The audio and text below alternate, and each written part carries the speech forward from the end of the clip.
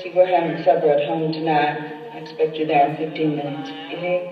Okay, Mama. I was just giving the boys a ride. Hey, Emily. You say that we are fools. I'm a fool, but I love you, dear, until the day I die. Is it coming out? Yes, I think so.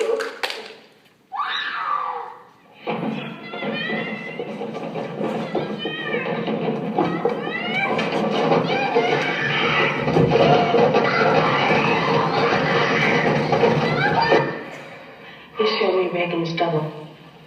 Same face, same voice, everything. And I'd know it wasn't Reagan. I'd know in my gut. I'm telling you that that thing upstairs isn't my daughter. Now I want you to tell me that you know for a fact that there's nothing wrong with my daughter except in her mind. You tell me you know for a fact that an exorcism wouldn't do any good. You tell me that! Everybody, listen. We got up here a new girl. And her name is Alice. And today is her first day on the job. And Mel here says that she was a singer.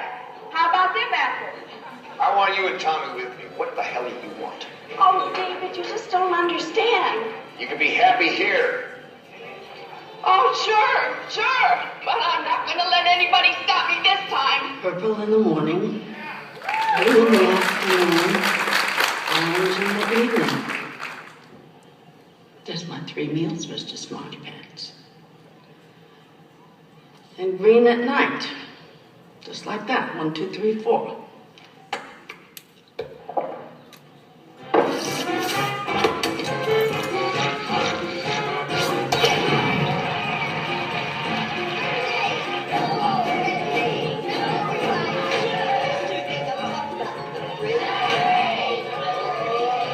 Do you have a boyfriend? Yes, I do. Is that right? I always thought you were a lesbian. Are you two really drinking already? TJ started it. He said that you can't make margaritas with Jack Daniels. Turns out you can. I need a drink. Oh, it tastes like scotch. Just give me 2 fingers with a little Diet Coke afterwards, my goodness. You're a hottie, Grandma. Oh, you homos love me. It's the rich, straight guys I'm worried about. And the winner is Ellen Burstyn in Alice Escalibur Award.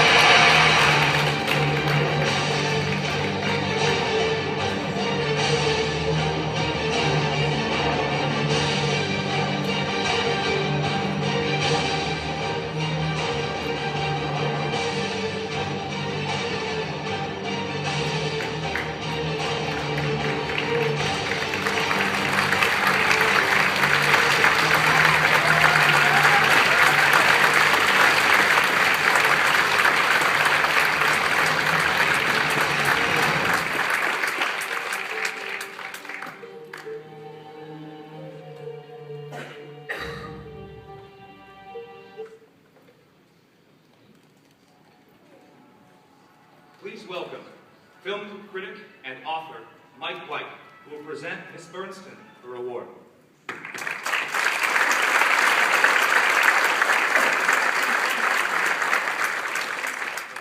Thanks for everyone for coming out tonight. And let's hear for the folks, the staff and volunteers for the festival. It's been a wonderful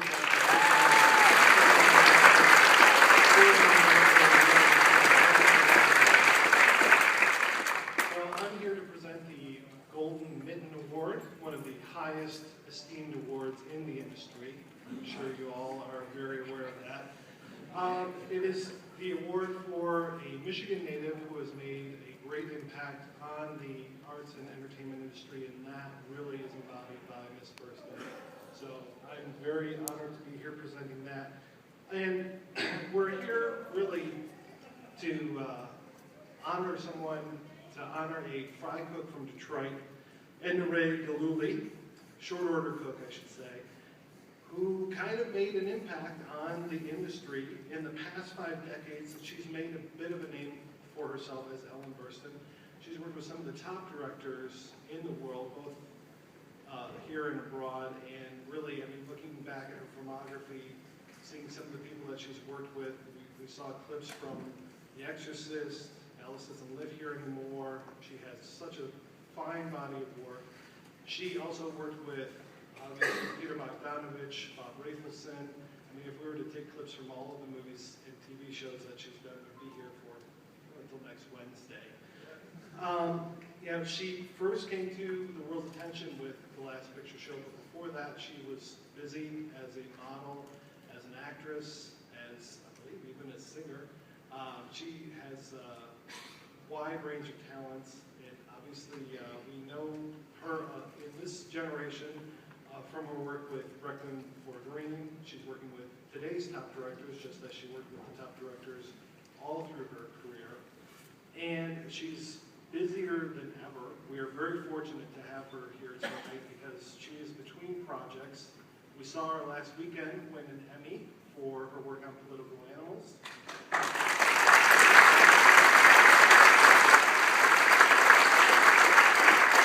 She's one of the few actresses who has won an Emmy, a Tony, and an Oscar. And tonight, she wins an award that tops those, the Golden Mitten. So I will not do any kind of further ado. I just really am very proud to announce and to welcome to the stage Miss Ellen Burstyn.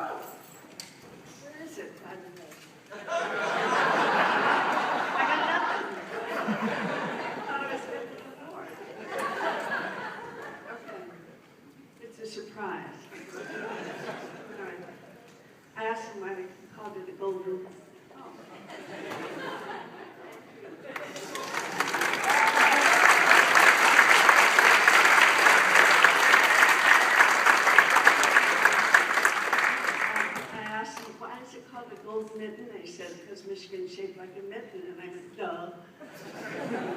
Of course, and then I think it was you who said, it's really shaped like a potholder, but the golden potholder somehow doesn't, it's not the same. Well, congratulations, all you filmmakers. I know people talk about the business, about the film business, like it's really cutthroat business. I haven't found that to be true. I think it's a wonderful business. I think the people that I've worked for are really good, creative, deep human beings. I think it's a good business to be in. If you could make it. I mean, that's the problem. The secret to it is to be proactive, to not wait for somebody to give you your first break, because they probably won't.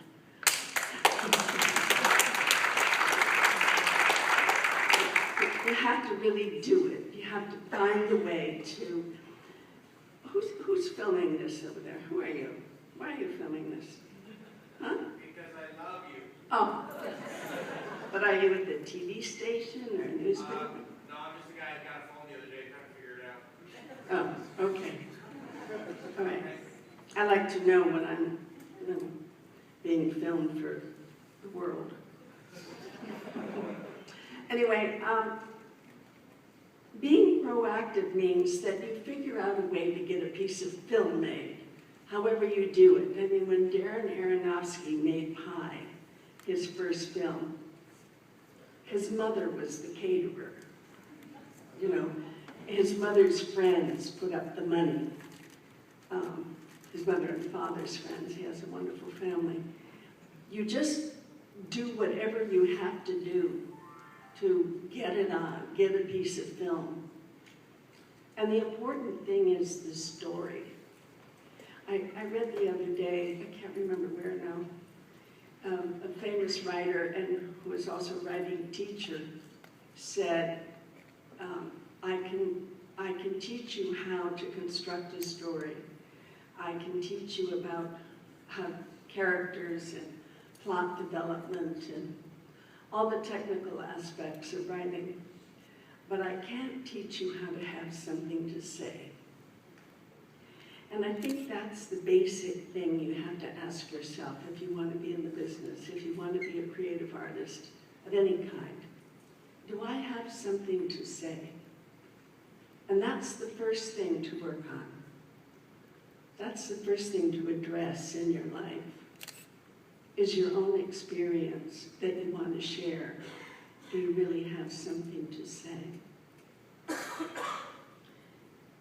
And then after that is finding the way to say it. I'm going to tell you my favorite joke. It's an old joke, so you may already know it, but you got to hear it anyway. A guy goes to jail, to prison, and he gets in prison, and the first night he hears down the hall somebody call out, 75, and everybody laughs. And then somebody else calls out, 82, and a big laugh. And then 47, another big laugh. Somebody sees the guard, he says, what's going on? They're calling out numbers, everybody's laughing. The guard says, well, they've all been here so long, they all know the joke, so they don't bother telling them anymore. They just call out the numbers. So he thought that was a really good idea and he'd like to try it. So he called out, 85, nothing. 64, silence. 27, again nothing. He calls the guard over and he says, I tried it, nothing happened. And the guard says, you didn't tell him good. So after you get your story, you have to figure out how to tell it good. And that means really improving the writing and getting good actors. I consider myself a storyteller. I tell the story of the character. And I do that by understanding the psychology of the character and then finding a way to express it in my behavior. Elia Kazan said, behavior is psychology made visible. And that's what I do. I love what I do. I've had a great life. It's been exciting, wonderful, hard sometimes. But I didn't sleepwalk through it. I brought you a poem. This is by Dwana Markova. May I, may you, may we not die unlived lives. May none of us live in fear of falling or catching fire. May we choose to inhabit our days, to allow our living to open us, to make us less afraid, more accessible, to loosen our hearts until they become wings, torches, promises. May each of us choose to risk our significance, to live so that which comes to us as seed goes to the next as blossom, and that which comes to us as blossom goes on as fruit. I wish that the seeds that you have planted tonight go on as blossom and bear fruit. Thank you.